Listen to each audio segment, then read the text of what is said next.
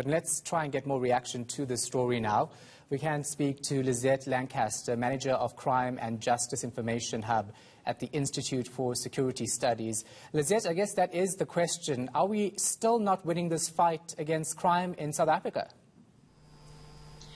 No, we are not. I think what we have seen in the past year through the quarterly crime stats released by the police is that even though restrictions have some impact, the stronger or the more strict the restrictions, the more we see reductions.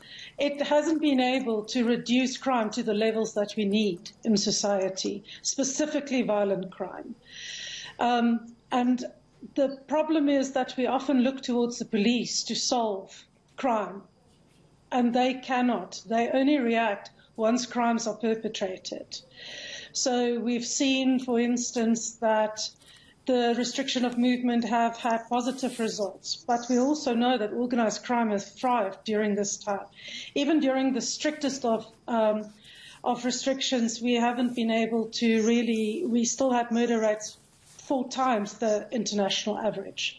So what we need is a whole society approach. We need the police to sit and release these crime stats with other departments, such as social development, such as the departments of health, because it's everybody's problem. We need accurate crime statistics telling us why crime looks the way it does in certain areas. For instance, if we look at murder again, 30 police stations had sustained increases during this time, and they accounted for over 22.5% of all the murders. 30 stations, that's less than 2.5% of all police stations. So crime and violence are concentrated in certain areas, and we need sustained multidisciplinary approaches to deal with crime in those areas. Yeah. So none of the crime-fighting efforts seem to be a deterrent to criminals. And is that a concern for you, including when it comes to sentencing of people who are convicted of murder, rape, sexual assault, etc.? It will only be a deterrent when people believe that they will be caught, convicted, and sentenced. And most people that we speak to, most hardened criminals, never thought they would be caught. Research shows of those maximum security people that have been caught were only caught after 30 or 50 attempts, whether it was robberies, cash and transits and such. So these are hardened criminals that only see the inside of a jail once, they've perpetrated several such crimes and got away with it. So the question is, how do we get crime to be a deterrent? And I'm talking about the really hard crimes, because these people need to be caught, and the only way you can catch it is if you have prosecutor-led investigations of networks and syndicates of people, and you investigate everybody in that syndicate.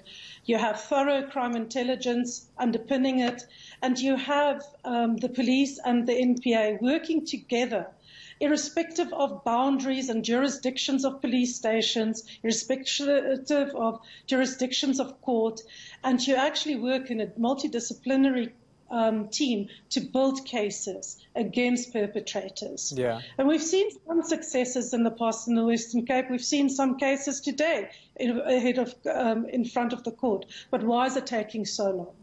And then lastly, very quickly, let's talk about the rape cases, right? 9,500 reported, and that's just reported because there are many unreported rape cases. The police minister is saying to his officers that they need to be sensitive, but this is something we've been talking about for a long time.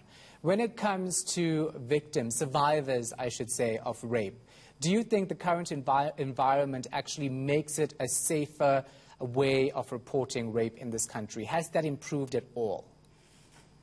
Until we don't address toxic masculinity in this country, we will never be kind to victims, because victims endure trauma, whether it's the primary trauma or the secondary trauma, everywhere they go.